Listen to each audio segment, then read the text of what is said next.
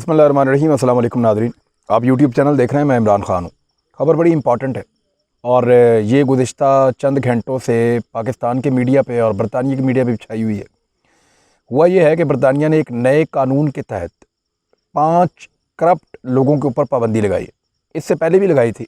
ये नया कानून क्या है, उनको क्यों बनाना पड़ा और इसके असरात क्या होंगे? क्या पाकिस्तान के वो लोग जिन्होंने करप्शन की है पाकिस्तान में और भागकर बरतानिया चले गए हैं, उनके ऊपर इस कानून का इतलाक़ हो सकेगा? ये वो अहम सवालात हैं जो उठाए जा रहे हैं।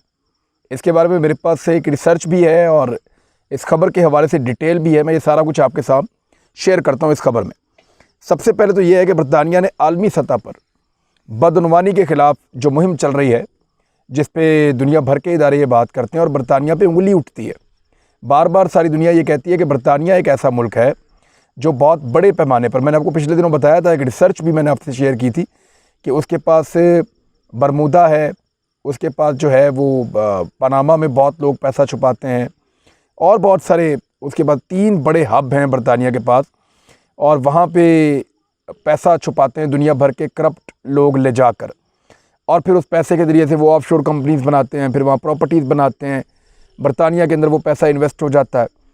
तो बरतानिया ने उनके लिए जगह छोड़ी हुई थी अपने कानून में, लेकिन क्योंकि बरतानिया के ऊपर बहुत ज़्यादा तनकीद हुई, एमनेस्टी इंटरनेशनल ने बात की, दुनिया भर के इदारों ने बात की और आलमी मालियाती इदारों ने भी कहा कि ये एक गैर मुनसिफाना चीज़ है, यहाँ इंसाफ नहीं हो रहा। गरीब मुल्कों के हुक्मरान पैसा लूटते हैं, लाकर बरतानिया में छुपाते हैं, बरतानिया उनको फैसिलिटेट करता है।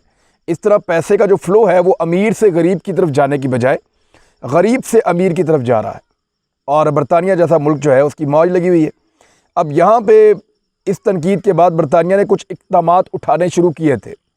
Prime minister of Pakistan Imran Khan साहब ने इस पे बहुत पहले जब आए थे, वो 2018 में, फिर 2019 में, 2020 में भी, 2021 में भी उन्होंने इस पे बात की।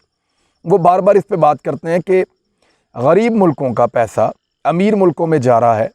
गरीब मुल्क जो पैसा अपनी डेवलपमेंट पे उनके लगना चाहिए, उस पैसे में करप्शन करके इनके हुक्मरान वो पैसा अमीर मुल्कों में ले जा रहे हैं। लिहाजा ये 2 नंबरी रोकी जाए, ना सिर्फ वो पैसा वापस किया जाए बल्कि उन लोगों के ऊपर पाबंदियाँ लगाई जाएँ, उनको पाबंद किया जाए, उनसे लूट का पैसा वापस वसूल किया जाए और एसेट्स उनके ज़ब्त किए जाएँ। ये इमरान खान साहब का मुतालबा, वो बार बार इसके बारे में बात करते रहते हैं। थोड़े दिन पहले भी उन्होंने 4 मुतालबात रखे, अक़वाम मुत्तहिदा के सामने उन्होंने ये मुतालबात रखे थे और दुनिया भर के जो आलमी मालियाती फ़ोरम्स हैं उन पर भी वो ये बात करते हैं और उन्होंने बड़े मुल्कों के साथ भी ये बात की है। बोरिस जॉनसन से उन्होंने ये बात की, उन्होंने यही बात जो है वो अमरीकी सदर से भी की। तो अब कुछ बेहतरी आ रही है। बरतानिया ने एक ग्लोबल एंटी करप्शन रजीम के नाम से एक आलमी सतह पर, जिसको इंसदादे बदनवानी मुहिम कहा जा सकता है, उन्होंने एक कानून लागू किया है और उसके तहत दुनिया भर से 5 अफराद पर पाबंदियाँ आयद कर दी हैं। अभी जो अब की हैं ये 5 अफराद पर की हैं।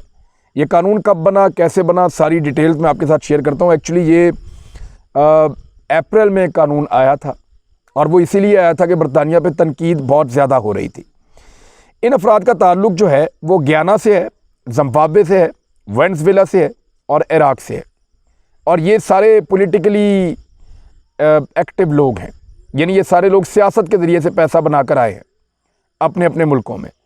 इनमें से एक शख्स तो ऐसा है जिसने महल्लात ख़रीदे हैं, बहुत बड़े बड़े प्राइवेट जेट्स ख़रीदे हैं और माइकल जैक्सन के जो दस्ताने थे उनकी जब नीलामी हुई तो वो भी इसने यानी $2,75,000 में ख़रीद लिए थे। तो बरतानवी सेक्रेटरी ख़ारजा डोमिनिक राब, उन्होंने इन अफराद पर पाबंदियों का ऐलान कर दिया है। इनके असासे मुंजमद और इनके ऊपर पाबंदियाँ लग गई हैं। अब ये वैसा स्टेटस कभी इंजॉय नहीं कर सकते जो ये पाबंदियों से पहले कर रहे थे। इनके लिए दुनिया तंग हो गई है क्योंकि बरतानिया, आपको पता है, बहुत असर रसूख रखता है, बड़ा तगड़ा मुल्क है। जब वहाँ पाबंदियाँ लगे तो फिर इनका पैसा फंस जाएगा। सेक्रेटरी खारजा के मुताबिक इस तरह की पाबंदियों से इन अफराद पर लगाई जाती हैं जिन्होंने अपने ओहदे का नाजायज़ फ़ायदा उठाते हुए मनी लॉन्ड्रिंग की और करप्शन की और अपने ममालिक और वहाँ की आवाम को गैर मामूली नुकसान पहुँचाया। ये ज़रा जुमला दोबारा आपको मैं सुनाऊँगा ताकि आपको पता चले कि वो कौन लोग हैं जिनके ऊपर इस कानून का इतलाक़ होता है।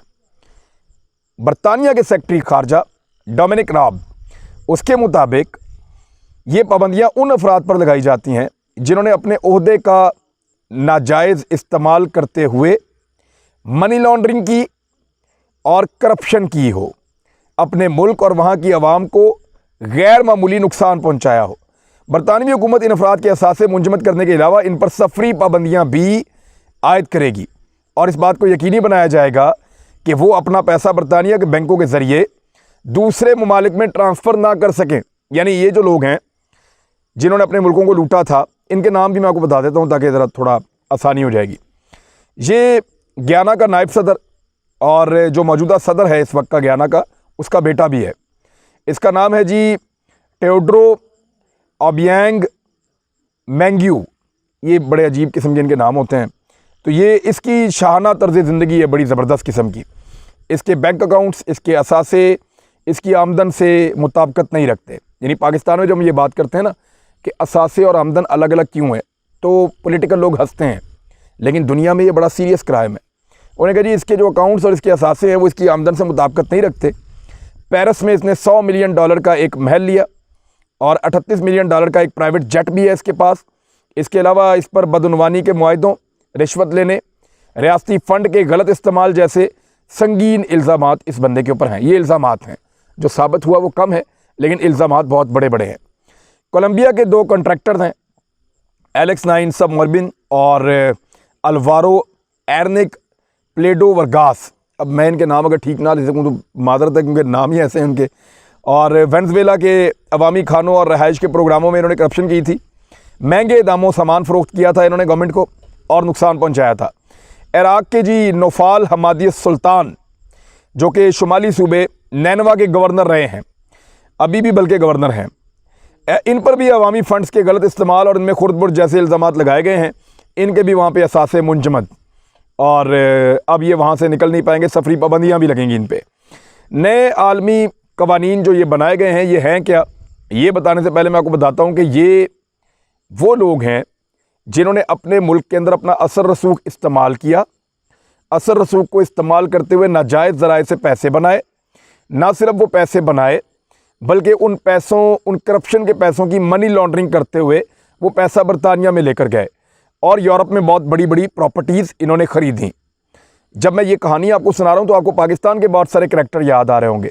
शरीफ ख़ानदान आपके दिमाग में आ रहा होगा कि नवाज शरीफ ने एग्जैक्टली यही किया जो इन लोगों ने किया, शहबाज शरीफ ने एग्जैक्टली यही किया जो इन लोगों ने किया, इनके बच्चों ने भी यही सब कुछ किया जो इन लोगों ने किया। इसी तरह अगर आप जरदारी ख़ानदान को देखें तो उन्होंने भी एग्जैक्टली यही किया जो इन लोगों ने किया। यानी वो भी ऐसे ही यहाँ से पैसा लेकर गए और उन्होंने मनी लॉन्ड्रिंग की। अगर आप ओमनी स्कैंडल को देखें, फेक अकाउंट्स को देखें, इनके खिलाफ चलने वाले केसेस को देखें, उस लूट मार को देखें और फिर देखें कि बैरून मुल्क ये अचानक बहुत सारी जायदादें बनाते हैं, ऑफशोर कंपनीज बनाते हैं, साबित नहीं कर सकते कि ये पैसा इनके पास कहाँ से आया। तो ये एग्जैक्टली वही कुछ है, इसमें कोई फ़र्क नहीं है। ये नए कवानीन हैं क्या? यूरोपीय यूनियन से अलहदगी के बाद बरतानवी हुकूमत ने ये कवानीन, जिसको हम कहते हैं ग्लोबल एंटी करप्शन रजीम, ये 2000 इसका ज़ाब्ता मुतारफ़ करवाया था 2021 के शुरू में, यानी जनवरी में इन्होंने मुतारफ़ करवाया था। और इसका मकसद ये था कि करप्शन और मनी लॉन्ड्रिंग को रोका जाए। हुकूमत के मुताबिक ये कवानीन उन लोगों को निशाना बनाते हैं जिन्होंने अपनी अवाम का पैसा गैर कानूनी तरीके से दूसरे मुल्कों में रखा हुआ है ले जाकर। इब्तदाई तौर पर 26 अप्रैल 2021 को इस कानून के तहत 22 अफराद पर पहली मरतबा पाबंदियाँ लगी थी और उनके असासे मुंजमद कर दिए गए थे। पाबंदियों का सामना करने वाले अफराद का ताल्लुक जो है वो रूस से है, जनूबी अफ्रीका से है, सूडान से है, लातीनी अमेरिका से है, इन मुल्कों से है। बरतानिया की इंसानी हकूक़ से मुताल्लिक़ पाबंदियों की फ़हरिस्त में 78 अफराद और इदारों के नाम शामिल हैं। अब पाकिस्तान का इसके ऊपर बड़ा अच्छा रद्द-ए-अमल है। पाकिस्तान के जो हुकूमती ज़राए हैं जिनसे मेरी बात हुई, उनको ये लगता है कि नवाज शरीफ जैसे अनासर जो मुल्क से पैसा चोरी करके बाहर ले गए हैं, ऐसे लोगों समेत बहुत सारे और लोग हैं पाकिस्तानी जिन्होंने बाहर पैसा रखा हुआ है, पाकिस्तान से लूटा। इनमें बिजनेसमैन भी हैं, इनमें ब्यूरोक्रेट भी हैं, इनमें सियासतदान भी हैं, इनमें साबिक इस्टेब्लिशमेंट के लोग भी हैं।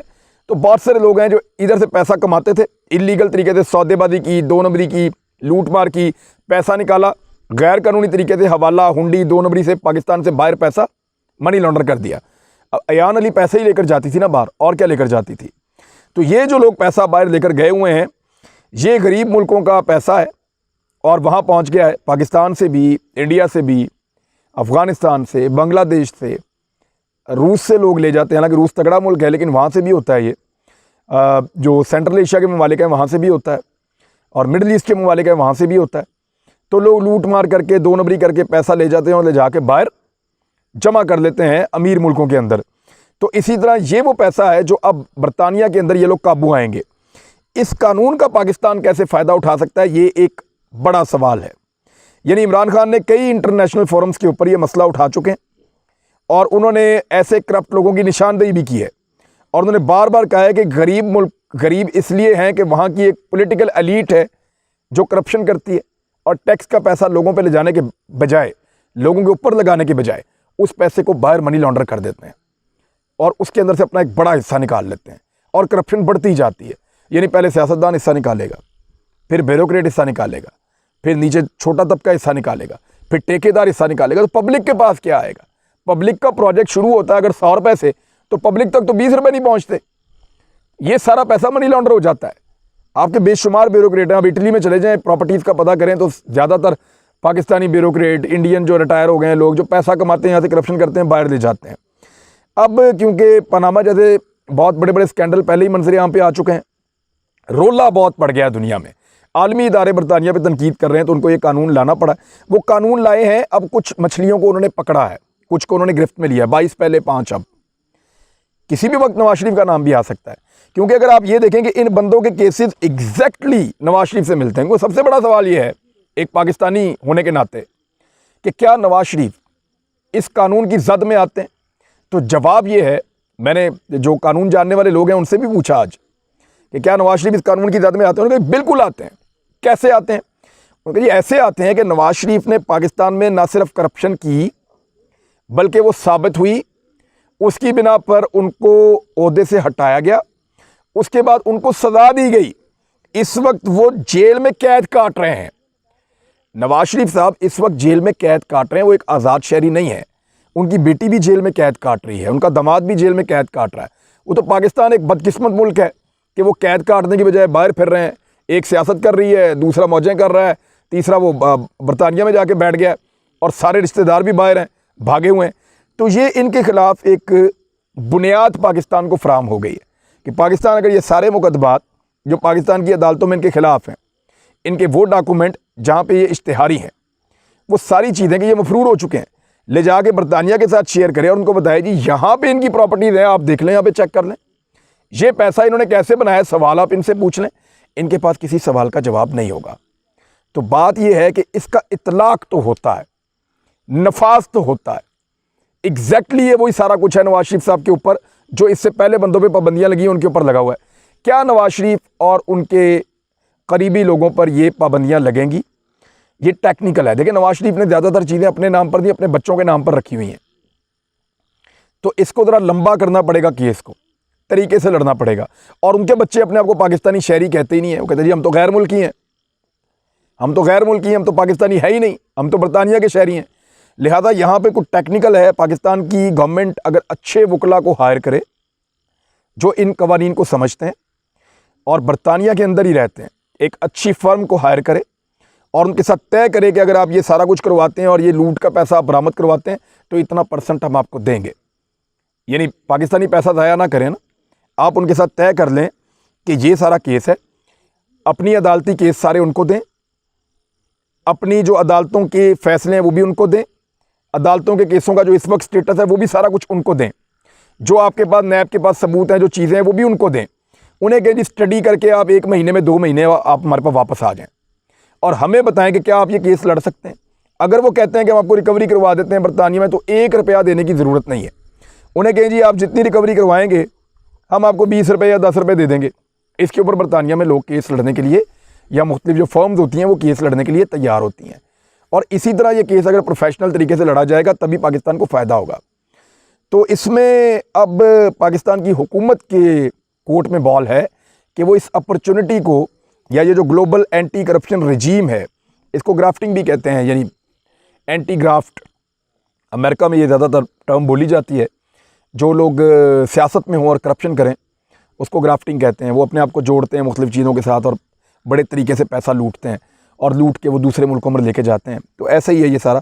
तो ग्लोबल एंटी करप्शन रजीम का फ़ायदा पाकिस्तान उठा सकता है अगर पाकिस्तान होशमंदी से काम ले, ठंडे दिमाग से काम ले, प्लानिंग के साथ चले और रफ्ता रफ्ता चले और प्रोफेशनल्स को हायर करे इस काम के लिए। अगर यहाँ से आपने पाकिस्तानी वकील ही भेजने हैं तो फिर उनकी फ़ीसें ही भरेंगे आप, वहाँ जाके आप मुकदमा नहीं जीत सकते, क्योंकि ये वहाँ जाके ना उनके कानून के तहत, उनके सिस्टम के तहत इनको बहुत मुश्किल हो जाता है। वहाँ की कोई प्रोफेशनल फर्म जो बहुत तगड़ी है, जो गवर्नमेंट के साथ, इदारों के साथ इन चीज़ों को डील करती है, जिनको पता है, उसको हायर किया जाए और फिर रिकवरी की तरफ आगे बढ़ें। तो अब तक के लिए इतना ही। अपना ख्याल रखिएगा, अपने इस चैनल का भी। अल्लाह हाफ़िज़।